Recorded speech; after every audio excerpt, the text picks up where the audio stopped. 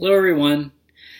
Um, I am not in my usual environment. I am traveling a bit for work, but today I finished up my latest book, so I thought I'd do a quick book chat about it. The name of the book is The Great Sea, A Human History of the Mediterranean by David Abulafia. I hope I pronounced that right. Here is the cover.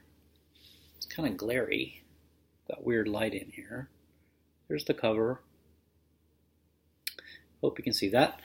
Um, yeah, so I just finished this up. This is a nonfiction. It's actually a history of the people of the Mediterranean. It's not really necessarily about the Mediterranean Sea itself, but it's about it's a history of the different cultures that have interacted across the Mediterranean Sea throughout the course of recorded and actually previous to recorded human history, recorded, time, Neolithic times basically to the present time. So, I'm not sure how I came across this book. I think it's just one of those that I happened across, and it sounded really interesting to me. So I put it on my queue. Because this year I'm doing this reading queue, which is kind of a new thing for me to do, and I put this on my queue to read this year. And so, I'm really glad I did. It really intrigued me just from the standpoint around, because I always loved history anyway, but I really like histories that are really broad like this, like that tell us a really broad story of sort of how things came to be the way they are. And I just love that, and I love learning about that, and I love thinking about that. And so this particular book caught my attention because the author is a professor of Mediterranean history, I guess, at at at Oxford? No, not Oxford. Where is he? University of Cambridge. But the book itself was published by the Oxford University Press. So I thought, it was probably a pretty credible history for kind of a popularized history, and the scope that it had, and it got really good reviews, so I decided to pick it up. So the way the book itself is structured is in really five different parts. He divided the sections of the book, he's told, in the different sort of really broad, sweeping eras of time that he covers in each Mediterranean. He calls them the first Mediterranean, the second Mediterranean, the third Mediterranean, the fourth Mediterranean, and the fifth Mediterranean. So the first Mediterranean was roughly I think it's 22,000-ish BC until 1000 BC, and this covers the time of really Neolithic time, pre-recorded history, Stone Age type time, up until really the end of the Bronze Age civilizations. And then the second one, the second Mediterranean, is from 1000 BC to 600 AD. So this is kind of the classical time that we think about, the Greek and Roman time. And then the third Mediterranean is the time from 600 AD to 1350 AD. And this is sort of the time when the Roman Empire's ended. Then there is the Byzantine Empire, as well as the rise of the Muslim Islamic states. The Islam spread across parts of the Eastern Mediterranean and North Africa during this era. And then the fourth Mediterranean is 1350 to 1830. So this is kind of the Renaissance era, and then the sort of early Enlightenment era. And then the fifth Mediterranean is from 1830 to today. So, my experience with it, I really enjoyed it. I really got a lot out of it. It's a really hefty book. I read it electronically as I usually do, and it had 600 and something pages in it, I believe, of text, and then there's maps and there's pictures of artifacts and things like that, plus notes, which add up to a couple of hundred more pages. But the text itself was over 600, between 600 and 700 pages in the edition that I read. So it's hefty, but it really read really easily to me. Maybe because I found it so engrossing, and just the story of that of the different civilizations that came and went, and how they interacted with each other, and cities come and go in prominence. They rise sort of. Sometimes they're getting built, because of course this is all happening when cities themselves are being built. So it's really interesting to see how the big cities like Barcelona and Marseille and Rome, and really all the cities that we think of in the whole Mediterranean now, and others that no longer exist, actually, and had different names, multiple names also in the past.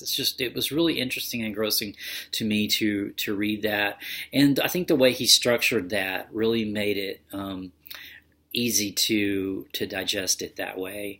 One thing it did remind me of, last year I had read a book.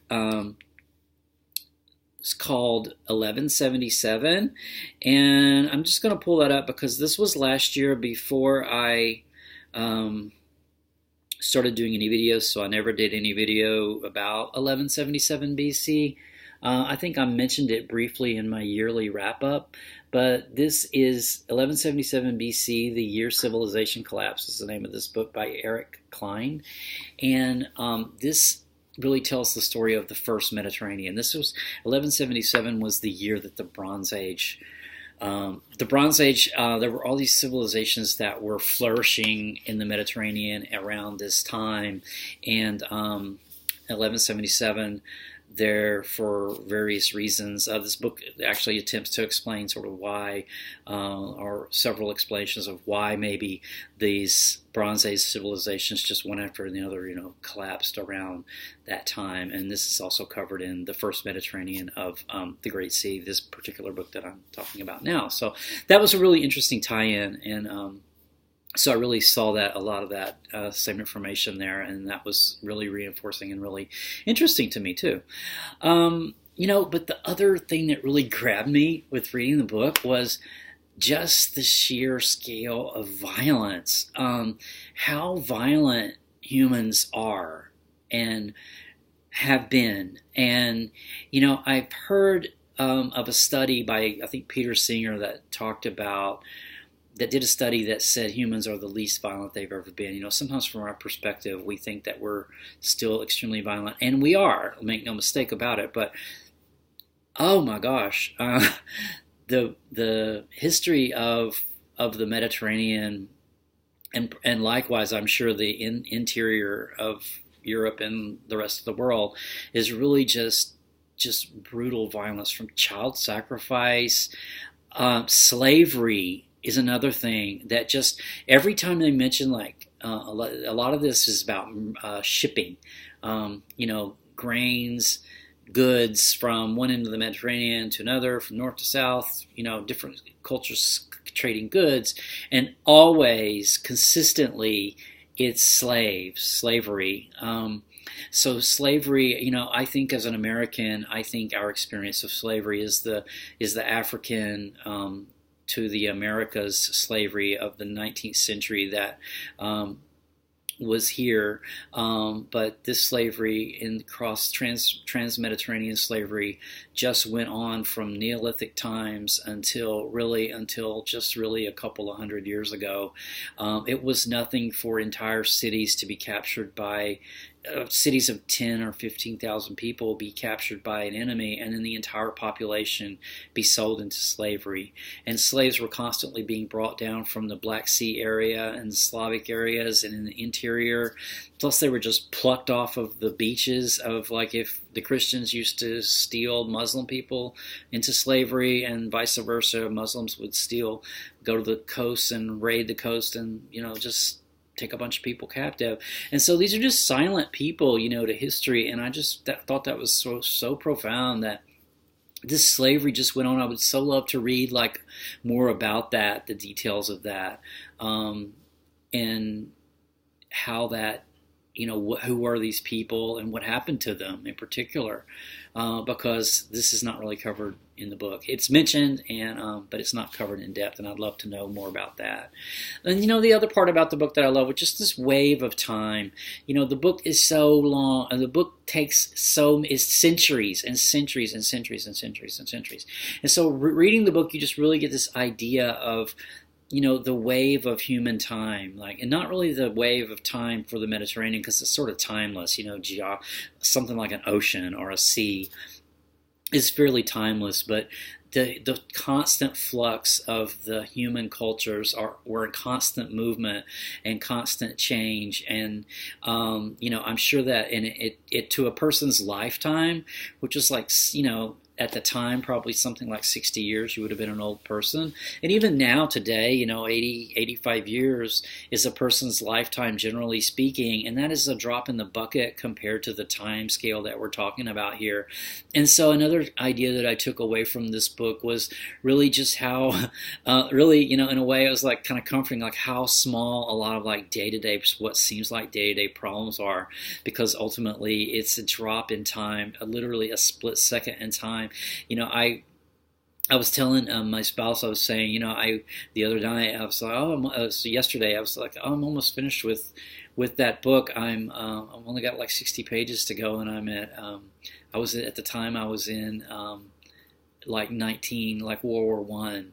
And so just that almost that 100-year time was only 60 pages of the book, because it's just like that's in the whole time scale we're talking about this book, that was really a split, not really a split second, but it was just a couple of minutes in time compared to the whole the whole scale of the entire book. So I thought that was extremely enriching, and it was yet another reminder of how quickly time goes from an individual human's perspective, and what the big picture actually looks like. So I think I'll stop with that. I did love the book, and if you like this type of broad history, popularized history like this, like I said, it's a big book to take on, but I read it in maybe a week and a half or so. It didn't take me that long. It wasn't hard to read. It wasn't that difficult to really grasp. So I really got a lot out of it and enjoyed it. So more good stuff coming up. And until then, I'll catch you soon. Bye.